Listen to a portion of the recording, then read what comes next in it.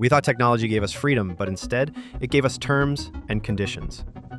We pay for Netflix, we pay for Spotify, we pay for Amazon Prime, we purchase goods and services with our wallets.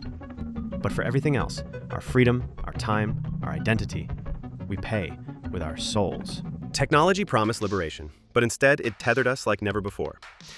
We're constantly connected, always on, endlessly observed without even knowing. And we lie to ourselves by saying we've never been freer before, when in reality we've just signed away our autonomy, one click, one scroll, one I agree at a time. If we look at history, back in feudal times, people only worked in the fields between 120 and 150 days a year. And when it was too cold to plant crops, they had complete control of their time. In early capitalism, people worked for about 12 hours per day, often 6 days a week. But when they would return home, they still had something we've lost today. Time that was truly theirs, free time. Now even that idea feels alien.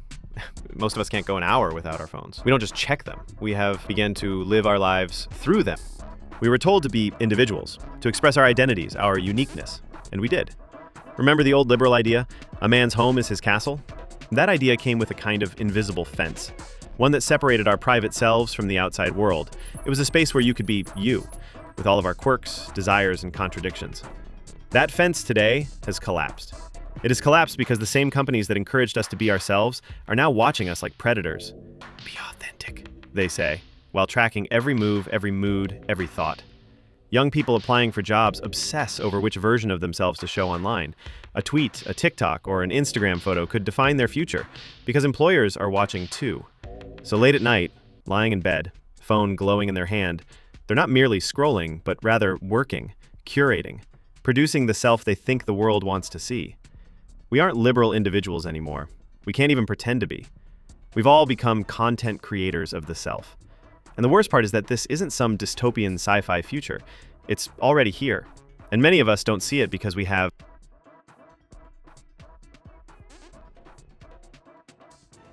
We live in a world of infinite choice, or so it seems. You can pick from 28 different flavors of potato chips, hundreds of streaming shows, dozens of brands of toothpaste. You can choose your bagel, your burger, your soy to oat to almond milk. But what does that freedom amount to? George Carlin said it best, "We're free to choose everything, except the things that matter." You get choice between Pepsi and Coke, McDonald's and Burger King, Netflix and Disney+, but when it comes to oil companies, defense contractors, or big tech platforms that shape our lives, and even political parties, you get monopolies, oligopolies at best. Try switching from Google. Try buying oil from someone not part of the fossil fuel club. Try using a social network not owned by Meta, ByteDance, or Match Group. And it doesn't stop at products or platforms. The illusion of choice extends all the way to politics. The labels change, the colors swap, but the machinery behind it stays the same, owned, operated, and lobbied by the same elite interests. One promises to fight for workers, then bails out banks and rubber stamps defense budgets. The other chants about free markets while quietly writing subsidies and tax breaks for oil giants and billionaires. Different slogans, same lobbyists. You don't get to choose whether surveillance capitalism exists, just which apps will spy on you. You don't get to vote on whether rent is fair, only who raises it. That's the illusion of choice. 1,000 options that lead to the same outcome. You spend, they earn. You scroll, they learn. You vote, nothing changes. But the illusion of choice was just the appetizer. The main course, you. Because in this new economy, you're not just the consumer.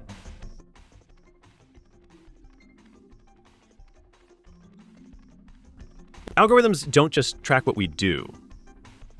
They study us deeply, obsessively, to the point where they know our preferences, habits, fears, and fantasies better than we do.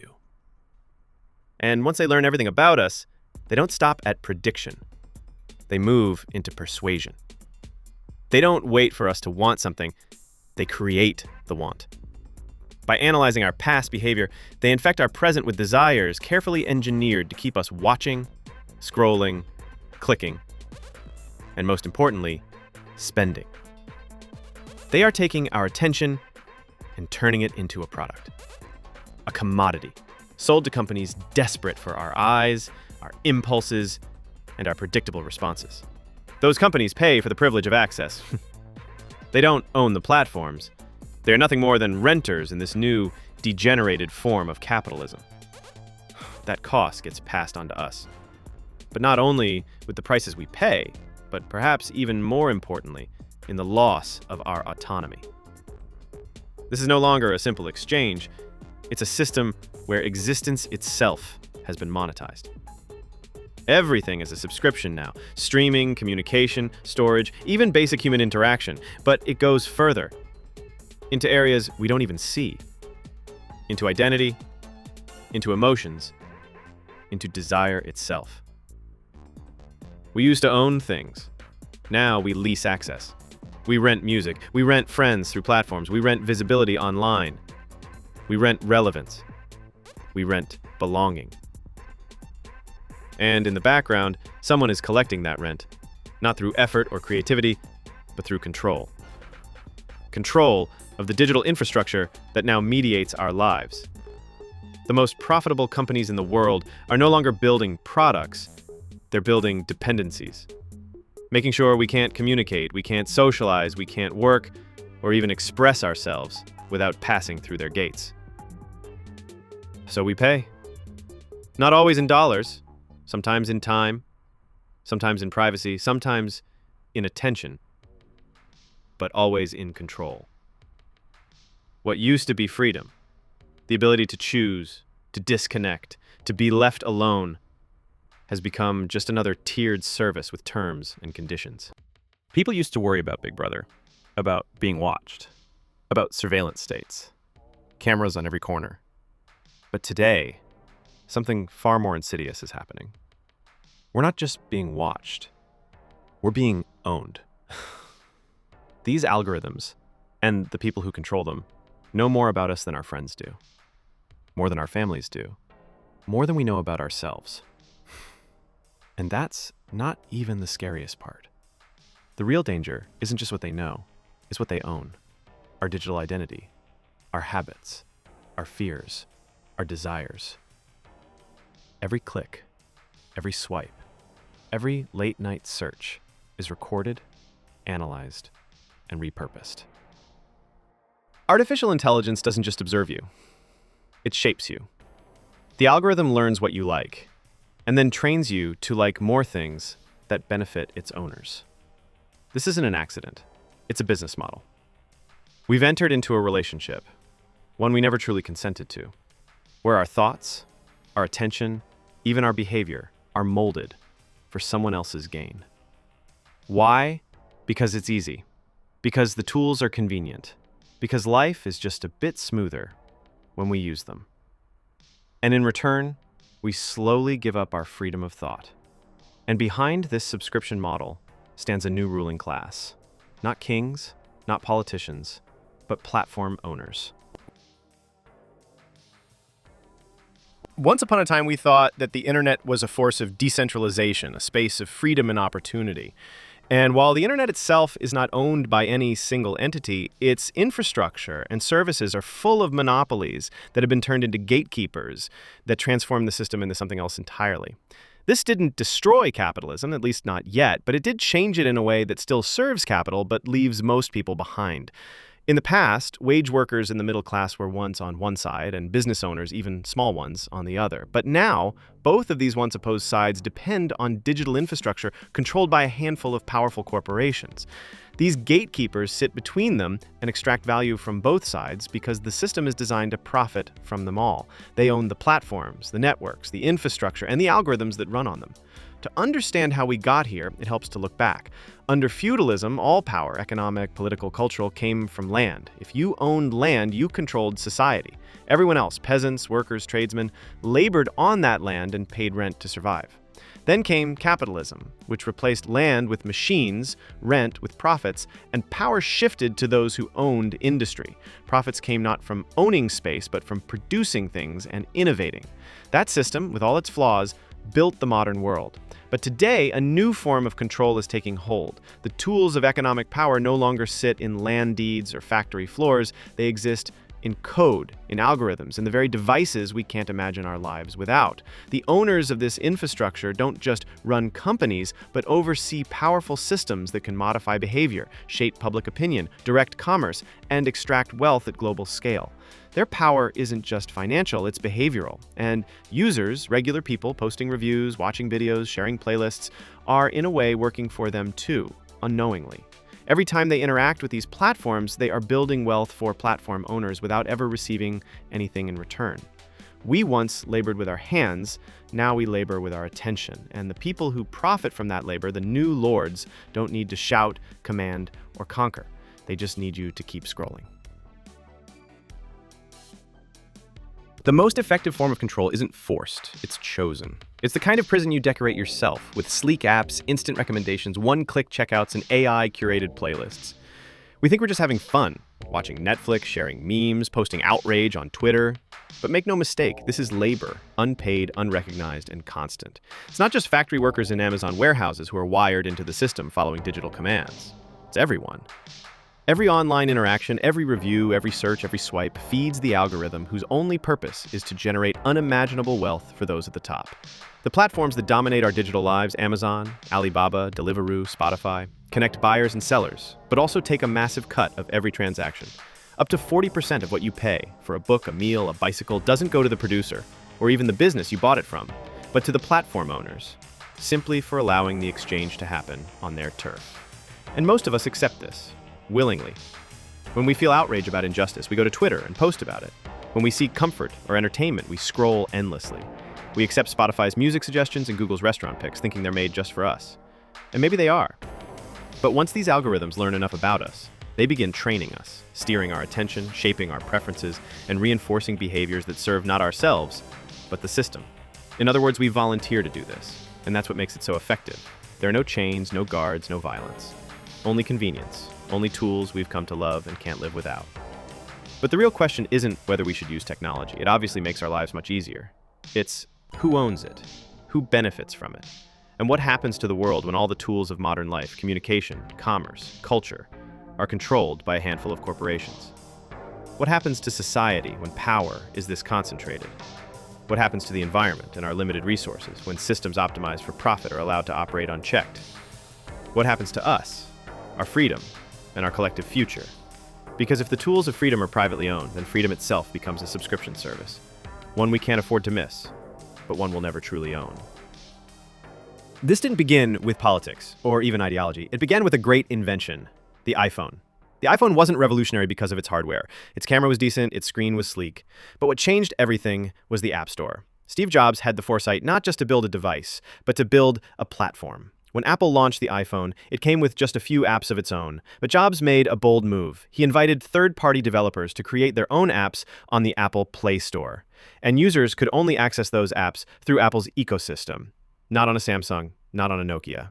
Thousands of developers rushed in, building games, productivity tools, digital compasses, calculators, all designed to make the iPhone more useful, more essential, and more addictive. And from Apple's perspective, it was genius.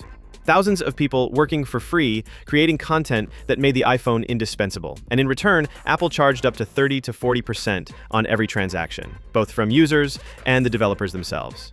With this, Apple built the first walled garden, a digital ecosystem where all access was mediated, monitored, and monetized.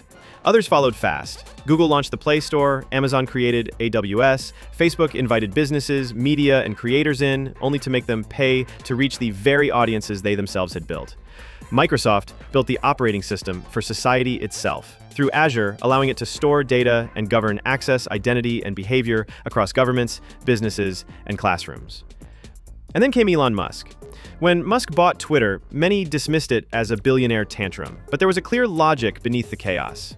Tesla, SpaceX, Neuralink, Musk's companies generated massive data sets. Where people drive, what music they play, where they pause, where they speed up, what they say to their cars. He had infrastructure.